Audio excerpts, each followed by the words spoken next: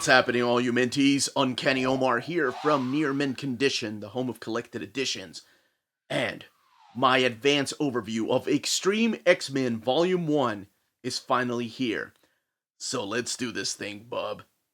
Why did I even say bub? It's not like Wolverine shows up in this. Well, he kind of does. Anyway, let's get started.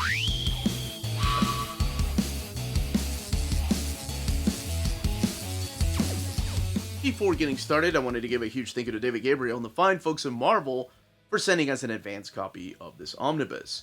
So what we're looking at here is the direct market cover. And this direct market cover is going to be available on October 25th. So that means at places like cheapgraphicnovels.com, Walt's Comic Shop, Dying Breed Collectors, Organic Price Books, In Stock Trades, Tales of Wonder, your local comic book shop, and DCBS. That's if you want this cover. And then, a week later, the standard edition cover will be available everywhere. So that one comes out on November 1st. These both covers are drawn by Salvador La Roca. Now, one thing that I did want to show is that they do have different spines. The standard edition has Storm looking all gorgeous, and the direct market has Rogue with her extreme outfit with sunglasses. So, you buy oversized books because of the spines, I wanted to show those off. Let's come back to this. So here we have the cover by Salvador La Roca. And I think I chose this cover because it shows more of the team past the first story arc. So you have Storm and Gambit, Rogue, Bishop, Sage, and Thunderbird. That's Thunderbird 3. And, oh my gosh, Lifeguard and Slipstream, I think was his name. I think they showed up in Krakoa. Let's take a closer look at this spine right here.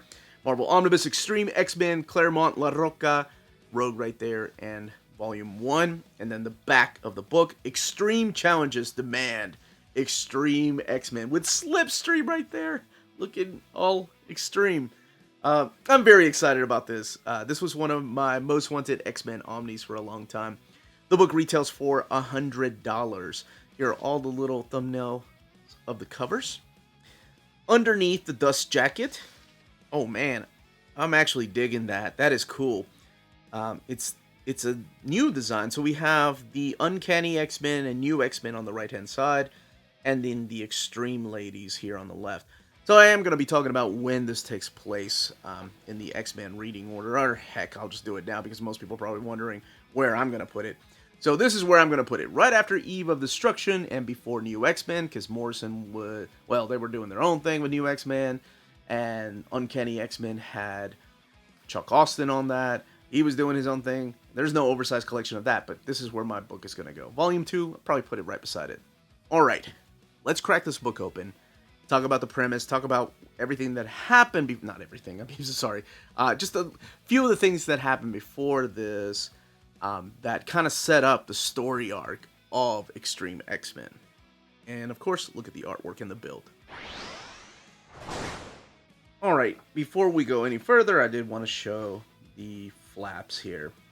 So you have a little bit about what the story is, and then the creators right here, Claremont and Salvador La Roca. Okay, let's go ahead and get this book open.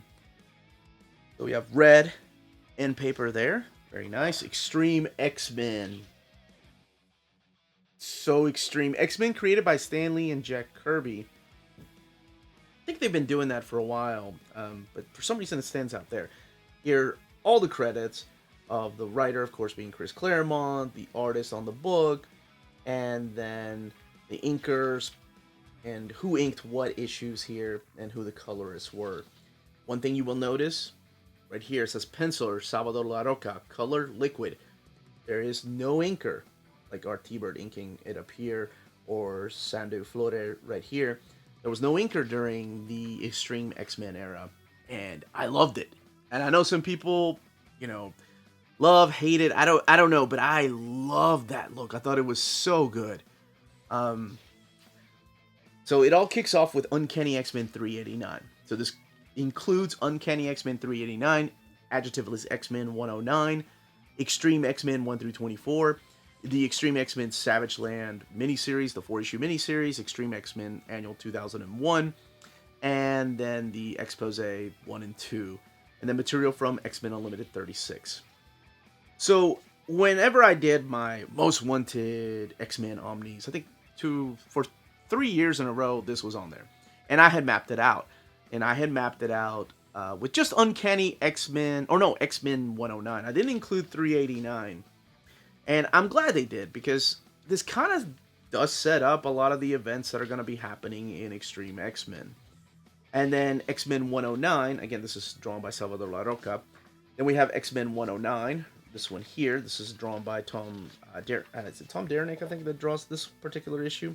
Lionel Francis Yu doing the artwork. It is a Christmas issue. And this one here starts showing the relationship between this newer character named Thunderbird and Psylocke. Now, this is a different Thunderbird than John Proudstar or his brother. This is a Thunderbird that has a different power, if you will. He has nothing to do with the two brothers. His name is Neil Shara. That's his name. So, in this particular issue, the X-Men are gathered.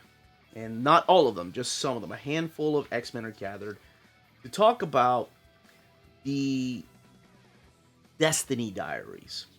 So, the Destiny Diaries were a group of books that Destiny wrote that pretty much talked about what was going to happen with the X-Men, what was going to happen in the future, because, you know, she's a soothsayer. Destiny plays a huge role in House and Powers of X if you've been reading it. But during this time, not to go into spoilers, she was out of commission, if you will. She wasn't present. She was there as part of a storyline, but she was not around physically. Her diaries were. So that's what the main story arc is that these group of X-Men, these group right here, the one that kicks it off with Rogue, Storm, Psylocke, Thunderbird, Bishop, and Beast, are out to find the Destiny Diaries. That's what kicks this off. Now, Grant Morrison wanted to use Beast, so later on, Beast ends up leaving the book. We're also introduced to the concept of a super mutant, a secondary mutation to mutants.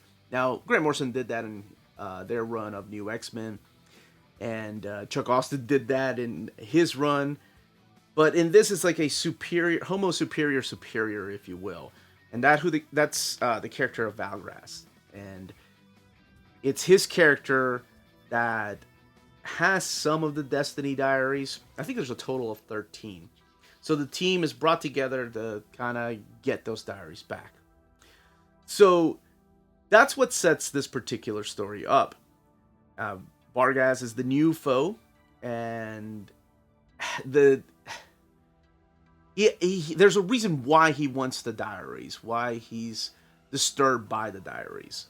And immediately in the first couple of issues, there's a shocking thing that happens that Claremont wanted to undo, but editorial got involved and said, nah, you own it. So he did. And then the team kind of starts going about different missions. So that's pretty much the first 4 stories in here. It's about the Destiny Diaries and pretty much transitioning the Beast over to New X-Men. The second story arc, and I'm so glad they kept it, so this is in reading order, is the Savage Land story. This is when the team, along with Sage, is now going to the Savage Land. So in the Savage Land, we get to see a lot of classic characters like Brainchild and the Mutates. And this one is not drawn by Salvador La Roca. But then we go back to the Extreme X-Men, and Salvador La Roca comes back, and this next story arc has Gambit show up, and he ends up joining the team. This also introduces us to the characters of Lifeguard and Slipstream. And they're both brother and sister, a team of 2 New Mutants that will be joining the Extreme X-Men. Again, this is what the artwork looks like, and Vargas shows up from time to time. Oh, I love this issue right here. This is the reunion issue, I want to say, with Jean. Yeah.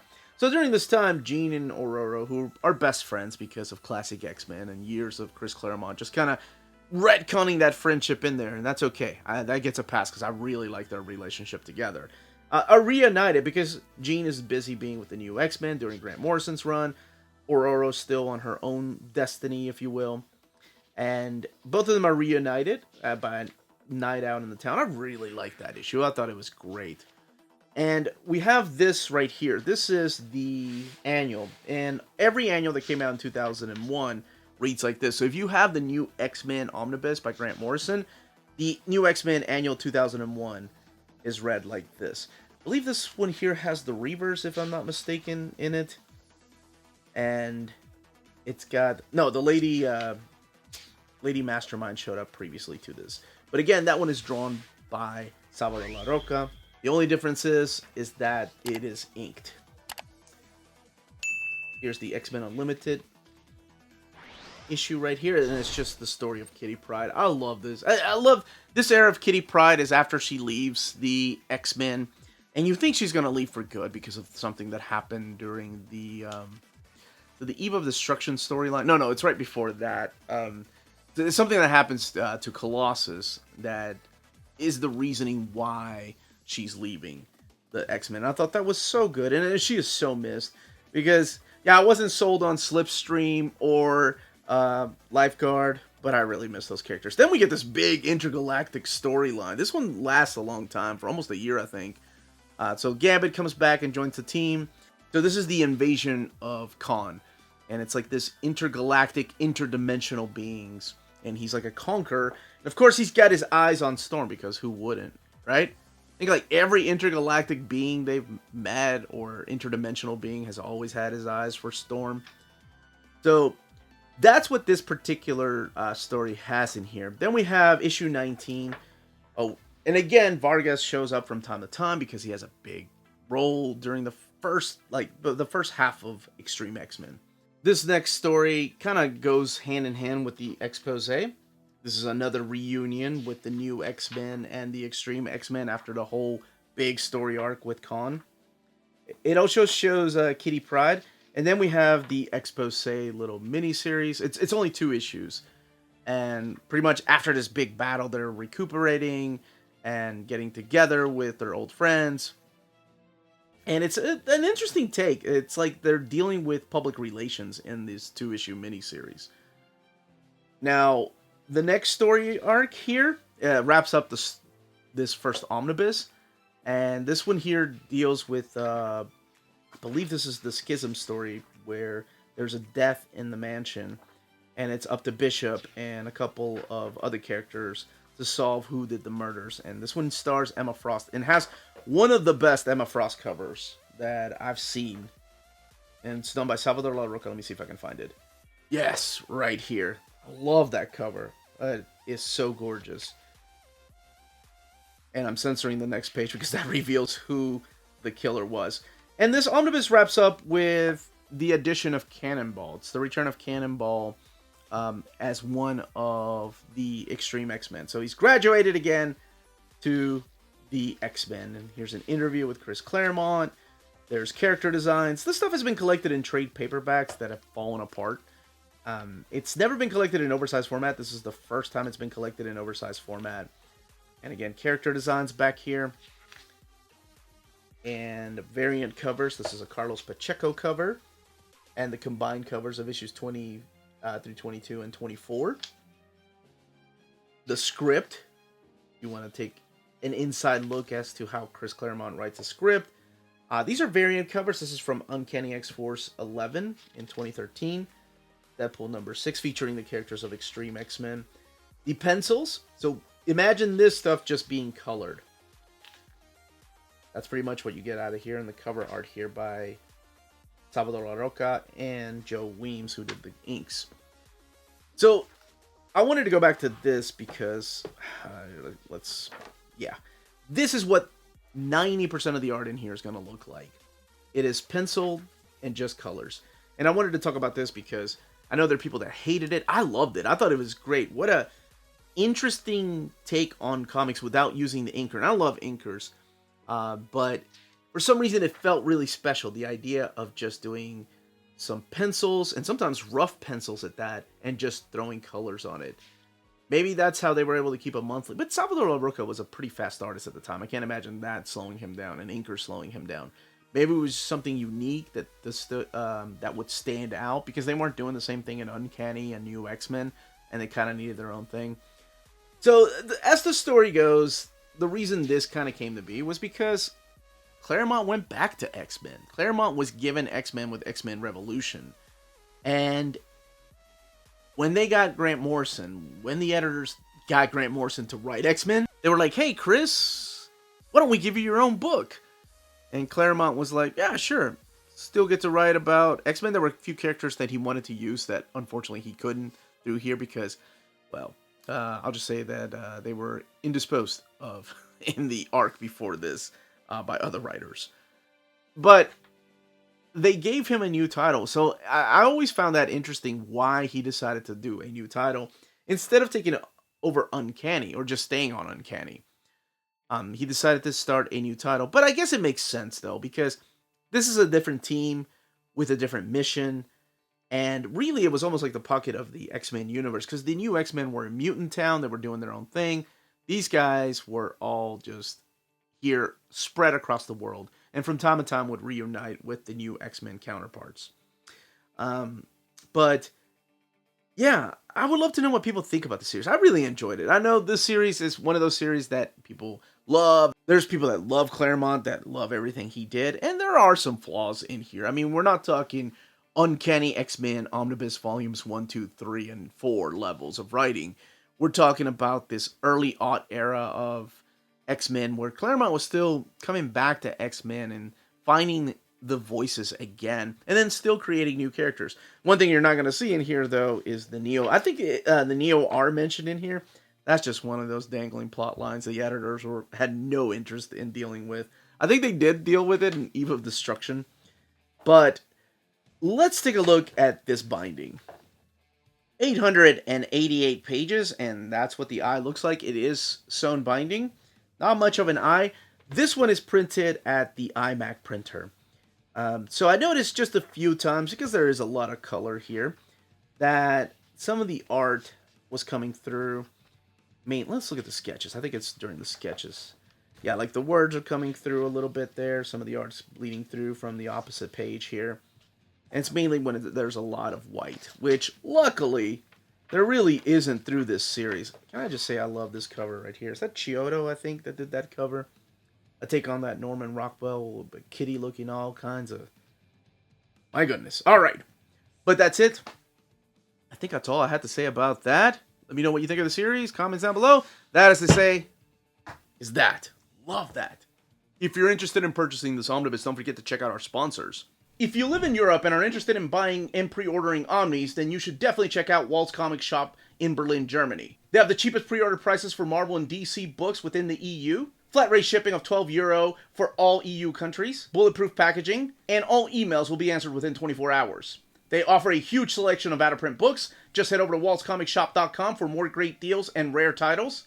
And for a limited time, you can use the code nearmintcon, all one word at the checkout, to get free shipping for all EU countries with your first order of over €40. Walt's Comic Shop, your reliable source for Omnis and premium collected editions in Europe. This episode is brought to you by cheapgraphicnovels.com, your online home for graphic novels and collected editions up to 50% off cover price. They have excellent shipping and prompt and helpful service. Check out their bargain deals for up to 90% off cover price. And don't forget that CGN also takes pre-orders. That way you don't miss out on the hottest releases. And they are currently running a special promotion for you Minties. If you're a first-time customer, after receiving your order confirmation email, reply back to that email and let them know Near Mint Condition sent you their way. They will then apply a free shipping promotional credit to your next order in the US. Cheap Graphic Novels, your source for the hottest books with the kind of deep discount, quality shipping, and customer service that will keep you coming back for more. And that was the page count, the content, and build of this omnibus. Let me know in the comments down below if you are picking this up, if you're an X-Men fanatic and you have to have all X-Men, if you just follow Chris Claremont's X-Men, if you've never read this stuff, but if you have read it, leave those comments down below. Let me know what you think about the artwork, what you think of the contents of Volume 2 are going to be. Anyway, I would love to know all those questions and comments. Leave them down below. Check out our Patreon and Spreadshop. Amazing ways to support the channel if you can do so. And more importantly, everyone stay healthy and safe out there. Much love.